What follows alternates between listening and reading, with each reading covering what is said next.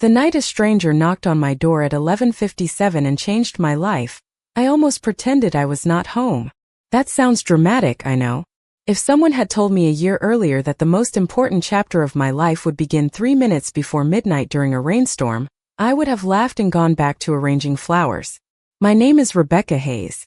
I was 56 years old, divorced for nearly 8 years, and living alone in a quiet neighborhood outside Seattle. My flower shop occupied the first floor of an old brick building, and my apartment sat directly above it. Most nights followed the same routine. I closed the shop at 6, cleaned up the work tables, watered the remaining arrangements, and spent the evening with a book, a cup of tea, and the comforting certainty that nothing unexpected was waiting around the corner. After enough disappointments, predictability starts feeling like peace. That night, however, the rain would not stop. It slammed against the windows and rattled the gutters outside. The wind howled through the narrow street below, bending tree branches and sending leaves skittering across the pavement. By 11:30, I had already changed into comfortable clothes and settled into bed with a novel I had been trying to finish for weeks. Then the knock came. 3 sharp knocks. Not hesitant. Not aggressive. Deliberate. I checked the clock. 11:57. My first thought was that someone had the wrong address. My second thought was to ignore it. The knock came again. I sighed, slipped on a sweater, and made my way downstairs. The flower shop was dark except for a small lamp near the register.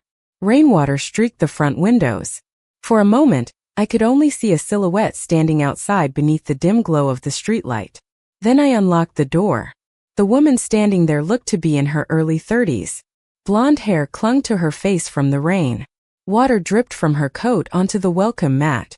Her blue eyes met mine with an intensity that immediately made me uncomfortable, not because she seemed dangerous, but because she seemed certain.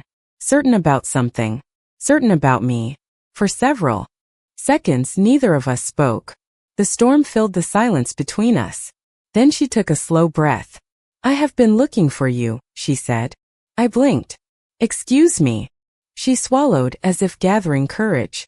"I know this is going to sound strange." I remember thinking that strange was an understatement. I had never seen this woman before in my life. Yet she was staring at me as though we were continuing a conversation that had started years ago. Rain dripped from her sleeves onto the floor. "Who are you?" I asked. A faint smile touched her lips. "My name is Madison Clark." Another pause followed. Then she said the words that would echo through my mind for weeks afterward. "I want you." The world seemed to stop. The rain. The wind. Even my breathing. Everything narrowed to those 3 words. Standing there beneath the glow of the shop lights, staring at a woman 32 years old and completely soaked from the storm, I realized 2 things at exactly the same moment. First, she was serious. And second, somehow, she already knew far more about me than I knew about her. For several seconds, I simply stared at her. I was 56 years old.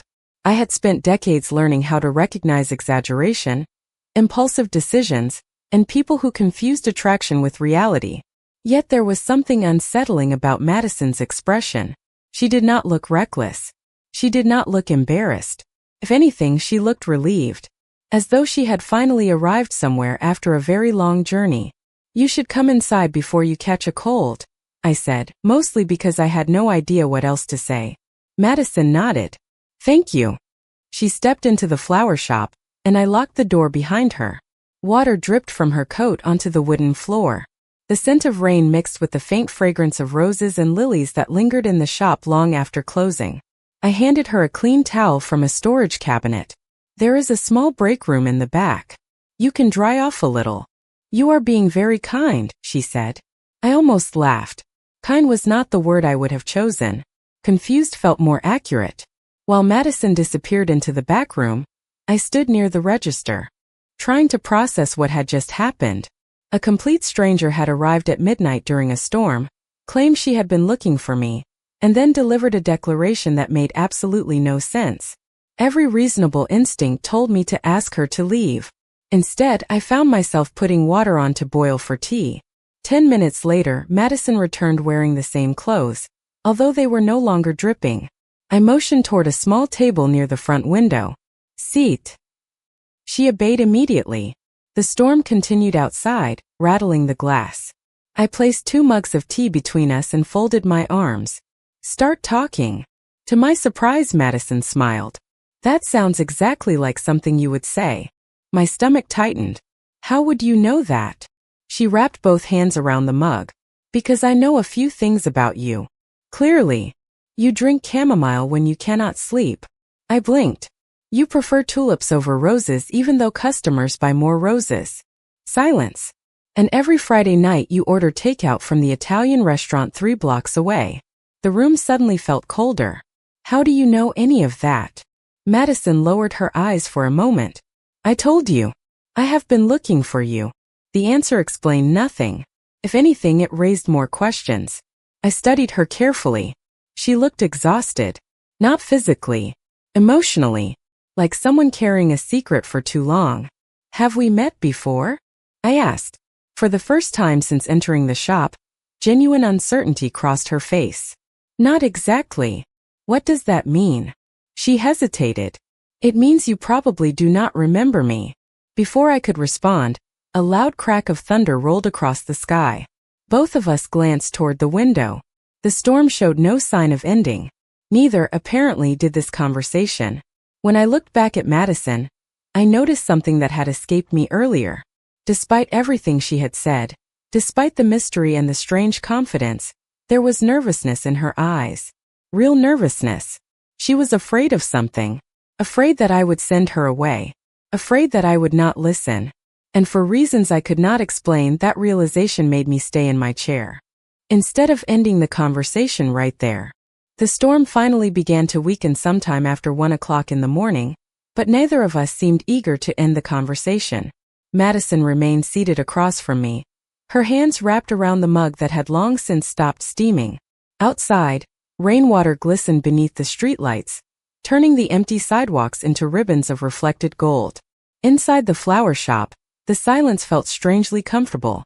Not normal. Certainly not logical. But comfortable. So what exactly were you hoping would happen tonight? I asked. Madison studied the table for a moment before answering. Honestly. A nervous smile appeared. I had a plan before I arrived. That does not surprise me. She laughed softly. It was the first time I had heard her laugh. The sound caught me off guard. There was something warm about it. Familiar? Samho. I rehearsed everything in my car, she admitted. For almost 40 minutes. 40 minutes? It was raining. That is your defense? Another laugh escaped her. Not a very good one. For reasons I could not explain, I smiled too. The realization bothered me immediately. This woman had appeared at my door in the middle of the night carrying enough information about my life to make any reasonable person uncomfortable. Yet somehow she was making me laugh. What was the plan? I asked again. Madison looked toward the front window. I was going to introduce myself properly, explain why I came, tell you everything. And instead, her eyes returned to mine. Instead, I saw you open the door. I frowned. And her expression softened. And I forgot every word I practiced. The answer should have sounded ridiculous. Somehow it did not. We continued talking for nearly another hour. The conversation drifted from one subject to another. My flower shop. Her work as an architect. The city. Books. Music. Life after disappointment. What unsettled me was how easy it felt. Normally, conversations with strangers required effort. Questions. Polite pauses. Careful navigation. With Madison, topics seemed to unfold naturally, as if we were picking up a discussion that had been waiting for years to continue. At one point, she glanced toward a shelf near the register where I kept framed photographs. Your mother loved yellow tulips. My heart nearly stopped. What? Madison's eyes widened. I am sorry. How do you know that? For the first time that evening, genuine panic flashed across her face. She realized she had said something she should not have. Madison. My voice became firmer. Answer me. She looked down. I did not mean to say that. But you knew it. Silence. How? Another long pause followed. Finally, she whispered. Because I know more about you than I should. The room suddenly felt smaller. The mystery I had briefly forgotten returned with full force. Madison was not just observant. She was not simply interested. She knew details nobody could have guessed. Personal details. Family details. The kind of things people learn over years, not hours. I should have asked her to leave right then. I should have demanded answers. Instead, I found myself watching the fear in her eyes. Not fear of being caught. Fear of losing something. Or someone. And as the clock moved closer to 2 in the morning, one uncomfortable truth became impossible to ignore. The more questions Madison created, the more I wanted to understand her. By the time the first pale light of dawn appeared beyond the rain-streaked windows, neither of us had noticed how late it had become. The storm had faded into a gentle drizzle, and the city outside was beginning to wake. Delivery trucks rumbled in the distance. Streetlights flickered off one by one. Yet inside the flower shop, it felt as though time had been suspended. Madison and I were still sitting across from each other, surrounded by half-empty mugs and unanswered questions. "You should probably get some sleep," I finally said. Madison smiled faintly. "You should too." "I mean it." "So do I." For a moment, neither of us moved. Then Madison reached into her bag and pulled out a business card. She placed it carefully on the table between us. "In case you decide you never want to see me again." I glanced down. Madison Clark. Architect. A local Seattle firm. A phone number. An email address. Real. Ordinary. Not the information of someone hiding behind a fake identity. Somehow that surprised me. "You expected me to throw you out?" I asked. A shadow crossed her expression. I prepared myself for it. Something tightened in my chest. The honesty in her voice felt impossible to ignore. After everything strange she had said, after every unanswered question, she still seemed more worried about my opinion than her own situation. Eventually she stood and slipped her coat back on. It had mostly dried overnight. "Thank you for listening," she said quietly. I walked her to the door. Outside, the air smelled fresh from the rain. The sidewalk glistened beneath the morning light. For several seconds, neither of us spoke. Then Madison surprised me again. "You are not what I expected." I folded my arms. "You had expectations?" A small laugh escaped her. "More than I should have." And her blue eyes met mine. "You are kinder." Before I could think of a response, she turned and walked toward her car parked across the street. I watched until she disappeared inside and drove away. The moment the vehicle vanished around the corner, the silence felt different. Too quiet. The realization irritated me immediately. A few hours earlier, I had never heard of Madison Clark. Now I was standing in the doorway thinking about her departure. The rest of the morning should have returned everything to normal. Customers arrived. Deliveries came and went. I arranged bouquets, answered phone calls, and handled orders for weddings and anniversaries. Outwardly, nothing had changed. Internally, however, my thoughts kept drifting back to the woman who had appeared during a rainstorm. Around noon, I reached for my usual playlist while working on an arrangement near the front counter. Before I could select a song, my phone vibrated. A text message. "Madison." I stared at the screen longer than necessary. The message was simple. "Thank you again. And for the record, chamomile is still the wrong tea. You should switch to Earl Grey." Despite myself, I smiled. Then I frowned because I was smiling. A few seconds later, another message appeared. "Also, the yellow tulips near the front window need more sunlight." I froze. My eyes moved immediately toward the exact flowers she mentioned. She was right. They did need more sunlight. And as I stood there looking at those tulips, one thought became impossible to ignore. Madison had left the shop hours ago. Yet somehow, she was already becoming part of my day. Over the next several weeks, Madison became impossible to ignore. Not because she demanded attention. Quite the opposite. She never appeared uninvited. She never pushed for explanations or expectations. Yet somehow she seemed to exist at the edges of my life with an ease that felt both comforting and unsettling. We exchanged messages almost every day. Sometimes they were practical. Sometimes they were ridiculous.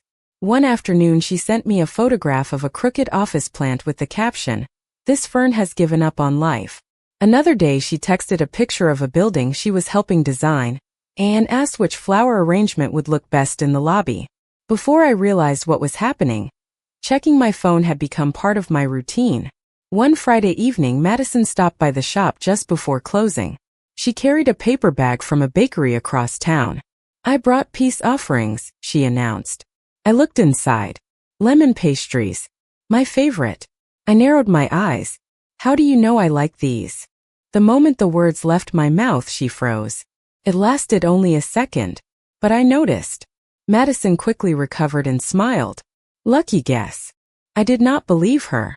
The problem was that I was no longer sure I wanted to know the truth. That realization disturbed me far more than any mystery. We spent the evening talking while I finished a custom wedding arrangement. Soft music played through the shop speakers. Outside, winter darkness settled over the street. At one point I caught myself laughing so hard that tears formed in the corners of my eyes. The sound surprised both of us. It had been years since laughter came that easily. Madison noticed too. Her expression softened. "What?" I asked. She shook her head. "Nothing. That is the second time you have said that." A warm smile appeared. "I just like seeing you happy." For some reason, those words stayed with me long after she left. Days passed. Then weeks. Winter slowly deepened around the city. The holiday season arrived, filling the flower shop with customers searching for centerpieces, gifts, and decorations. Business became hectic. Yet no matter how busy I was, Madison always seemed to appear at exactly the right moment. Sometimes with coffee, sometimes with lunch, sometimes with nothing except a reason to smile. One snowy afternoon, after helping me carry supplies from a delivery truck, she stood near the front window watching flakes drift through the air. "Can I ask you something?" she said. "Depends. When was the last time you were genuinely excited about the future?" The question caught me completely off guard. I opened my mouth to answer and realized I could not. Not because I had forgotten, because I honestly did not know. For years, my future had looked exactly like my present. Safe, predictable, manageable. Madison nodded as if she understood my silence. "That is what I thought." Then she turned back toward the snow. As I watched her standing there beneath the soft winter light, another realization settled quietly into my heart. Somewhere between midnight conversations, shared laughter, and ordinary afternoons, Madison Clark had become more than a mystery. She had become the first person in a very long time who made me curious about what tomorrow might bring. The discovery happened on a Tuesday afternoon in early January. Nothing about the day suggested it would change anything. The morning had been busy with customer orders, and by noon I was working alone while one of my employees attended a family event. Outside, gray clouds hung low over the city, and a light drizzle tapped against the windows. Around 2 o'clock, I decided to reorganize a storage area in the back of the shop that I had been ignoring for months. It was the kind of task nobody enjoys but eventually has to do. Old display stands and used vases, seasonal decorations, and boxes filled the narrow room. I was halfway through sorting everything when I noticed a small cardboard box tucked behind a shelf. At first I assumed it belonged to me. Then I saw my name written across the top in neat handwriting. Rebecca Hayes. My pulse quickened. I frowned and pulled it free. The box was sealed but not locked. For several seconds I simply stared at it. There was no return address. No explanation. Just my name. Eventually curiosity won. I opened it. Inside were photographs. Dozens of them. My stomach tightened immediately. The first photograph showed me standing outside the flower shop nearly 2 years earlier. The second captured me carrying groceries. Another showed me arranging flowers through the front window of the store. Then another. And another. Some were taken from across the street. Others from farther away. None of them appeared threatening. Yet the sheer number made my heart pound. Beneath the photographs sat several folded notes and newspaper clippings. Every clipping mentioned either my flower shop or a community event I had attended. I reached for one of the notes. The handwriting looked familiar. Very familiar. My breath caught. Madison. I recognized it instantly from birthday cards she had given customers and thank you notes she occasionally left near the register. Suddenly the room felt too small. I sat down on an overturned storage crate and continued searching through the contents. Near the bottom of the box rested a slim notebook. The cover was worn from use. My hands trembled slightly as I opened it. The first page contained a date from nearly 3 years earlier. Beneath it was a single sentence. Today I finally found her again. I froze. Slowly I turned the page. Entry after entry mentioned me. Not conversations we had shared recently. Events from long before that rainy night. Notes about my routines. Places I visited. Books I bought. Flowers I displayed in the shop window. My pulse hammered in my ears. The notebook continued for page after page. None of it felt malicious. If anything, the writing was filled with admiration, gratitude, and emotion. Somehow that made it even more confusing. I closed the notebook and stared at the wall. One question repeated itself over and over in my mind. How long had Madison been watching my life? Just then my phone vibrated. A message appeared on the screen. Madison, hope your day is going well. Looking forward to seeing you tonight. I stared at those words for several seconds. Then I looked down at the notebook resting in my lap. For the first time since she appeared at my door, I realized that whatever secret Madison had been carrying was much larger than I ever imagined. I did not answer Madison's message. For the rest of the afternoon, my phone remained face down on the counter while customers came and went. Outwardly, I smiled, wrapped bouquets, and discussed flower arrangements. Internally, I was somewhere else entirely. Every time I looked at the storage room door, I thought about the notebook hidden inside. Every time my phone vibrated, I felt my stomach tighten. By 6 o'clock, I had made a decision. I needed answers. Real answers. Not hints. Not half-truths. The shop closed at 6:30. At 6:45, I was locking the front door when headlights appeared across the street. Madison's car. Of course. We had planned dinner together days earlier. She stepped out wearing a dark coat and a hopeful smile that vanished the moment she saw my expression. Rebecca, she asked quietly, come inside. The concern in her eyes deepened. Neither of us spoke as we entered the flower shop. The familiar scent of roses filled the air. Normally it calmed me. Tonight it did not. I walked directly to the counter and placed the notebook between us. The color drained from Madison's face. For several seconds she simply stared at it. Then she closed her eyes. I was wondering when this would happen, she whispered. You knew. Eventually, yes. My voice remained steady, although it took effort. Start talking. Madison pulled out a chair and sat down slowly. She looked exhausted. Not caught. Not defensive. Just tired. How long? I asked. Her eyes remained fixed on the notebook. Almost 3 years. The answer hit harder than I expected. 3 years. She nodded. Silence settled between us. Finally, I asked the question that mattered most. Why? Madison took a slow breath. Because I could not forget you. Esther daher. Forget me? We barely knew each other. A sad smile touched her face. That is the problem. She looked up. Her blue eyes were filled with emotion. For you, it was one conversation. I frowned. What conversation? Another long pause followed. Then Madison leaned back in her chair. 3 years ago there was a community fundraiser downtown. You had a booth selling flower arrangements. Something stirred in the back of my memory. Vague. Incomplete. Madison continued. I had just moved to Seattle. I did not know anyone. I was struggling more than I admitted to anyone around me. Her voice softened. That afternoon, I stood near your booth for almost 20 minutes pretending to look at flowers because I did not know where else to go. The memory became slightly clearer. A crowded event. Music. Vendors. Faces. Hundreds of faces. You started talking to me, Madison said. Nothing extraordinary. Just a conversation. Her smile trembled. You asked my name. You asked what brought me to the city. You treated me like I mattered. I remained silent. Madison looked down at her hands. You probably forgot about it the next day. My chest tightened. Because she was right. I remembered fragments now, but not enough. Not the way she clearly did. After that day, she continued, I kept thinking about what you said. What did I say? She laughed softly through the emotion. You told me that being lost does not mean you are broken. It just means you have not found your place yet. I closed my eyes briefly. It sounded exactly like something I would say. When I opened them again, Madison was watching me carefully. That conversation changed my life, Rebecca. And I spent 3 years trying to find the woman who gave it to me. For a long time, neither of us spoke. The flower shop seemed unusually quiet, as though even the world outside understood that something important had just been revealed.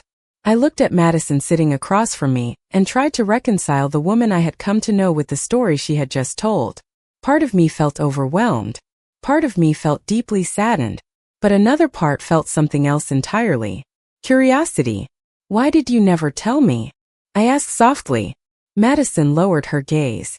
Because I was afraid. Afraid of what? A faint smile appeared, though there was little happiness in it. That you would not remember me. The answer landed harder than I expected. As she was right. Until that evening, I had remembered only fragments. A crowded fundraiser. A brief conversation. A stranger among hundreds of strangers. Yet for Madison, that moment had become something far more significant. She looked toward the front window where the last traces of daylight had disappeared. I spent months trying to find you again, she admitted. At first, I just wanted to say thank you. I listened quietly. Then I found your flower shop. Her voice softened. And everything became more complicated. How? Madison laughed nervously. Because the more I learned about you, the more I admired you. My heart tightened unexpectedly. She continued before I could respond. I would walk past the shop sometimes. Not every day. Not even every week. Just enough to make sure you were real. She shook her head at herself. I know how that sounds. The strange thing was that I no longer knew what to think. The notebook. The photographs. The years she spent searching. None of it fit into a simple category. Madison was not describing an obsession. She was describing gratitude that had slowly transformed into something deeper. There is something else, she said quietly. I looked up. What? For the first time that evening, genuine embarrassment appeared on her face. She stared down at her hands before speaking. The night I came to your door, I lied. The words surprised me. About what? She smiled weakly. Not about wanting you in my life. That part was true. A nervous breath escaped her. But those were not the words I planned to say. I blinked. They were not. She shook her head. I had rehearsed an entirely different speech. Despite everything, I felt myself leaning forward. What speech? Madison laughed softly. Something responsible. Something normal. The smile on her face grew warmer as she remembered. I was going to tell you who I was. Explain the fundraiser. Thank you for helping me years ago. Then I was going to leave and hope you agreed to have coffee with me someday. That sounds much more reasonable. Exactly. Another laugh escaped her. That was the plan. She looked directly into my eyes. Then you opened the door. The room fell silent. And? I asked. Madison's expression softened completely. And suddenly none of my carefully prepared words felt honest anymore. Her voice dropped almost to a whisper. The only thing I could think was how happy I was to finally see you again. And sitting there in the quiet flower shop, I realized that the most surprising part of her confession was not that she had spent years searching for me. It was that somewhere along the way, without either of us intending it, I had started feeling just as grateful that she finally found me. The next morning arrived with clear skies for the first time in weeks. Sunlight streamed through the front windows of the flower shop, casting long golden patterns across the wooden floor. Customers would arrive soon. Deliveries would need attention. Orders would have to be prepared. Life in all its ordinary routines was waiting to continue. Yet as I stood behind the counter looking at Madison, it felt as though everything had quietly changed. The notebook still rested between us. The photographs remained inside the storage room. The truth had finally been spoken aloud. For a while, neither of us said anything. Then Madison pushed back her chair and stood.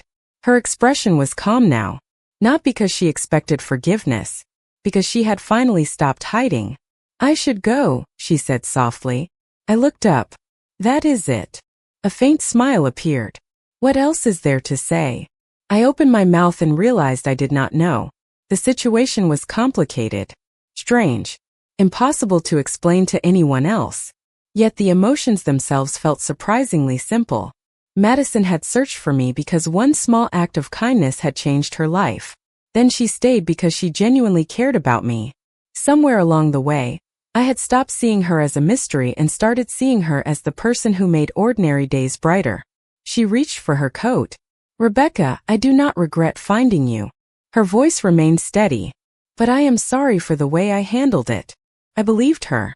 That was the surprising part. Not because the story made perfect sense. It did not. But because every conversation we had shared, every laugh, every moment of honesty pointed to the same conclusion. Madison's feelings had always been real. Before I could stop myself, I asked the question that had been lingering in my mind for weeks. "Why me?" She froze. Slowly, she turned back toward me. The morning sunlight illuminated her face, and for the first time since that rainy night, there was no uncertainty in her expression. "Because when I felt invisible, you saw me." The answer settled into the silence between us. Simple, honest, powerful. I looked away briefly, blinking against unexpected emotion. For years after my divorce, I had convinced myself that my most meaningful chapters were behind me. The future felt smaller than the past. Safer that way. Less disappointing. Then a woman 32 years old appeared at my door during a storm and turned everything upside down. Not because she rescued me, not because she fixed my life, but because she reminded me that life was still happening. That connection was still possible. That hope was not reserved for younger people. Madison moved toward the door. One step, then another. I watched her reach for the handle, and suddenly I knew exactly what would happen if I let her leave without saying anything. The flower shop would remain beautiful. My routine would return. Everything would go back to normal. The problem was that I no longer wanted normal. "Madison." She stopped. Slowly, she turned around. I walked across the room and stood in front of her. Her blue eyes searched my face. Waiting. Hoping. Afraid. The same emotions I had seen the night we met. A smile appeared before I could stop it. "You know," I said softly, "for someone who spent 3 years looking for me, you are surprisingly impatient." Madison laughed through visible relief. The sound filled the shop like sunlight. Then I reached for her hand. Not because every question had been answered. Not because the past suddenly made perfect sense. But because sometimes life offers a second chance disguised as an unexpected beginning. And standing there in the warmth of that winter morning, I realized that the best part of this story was not that Madison finally found me. It was that I was finally ready to be found.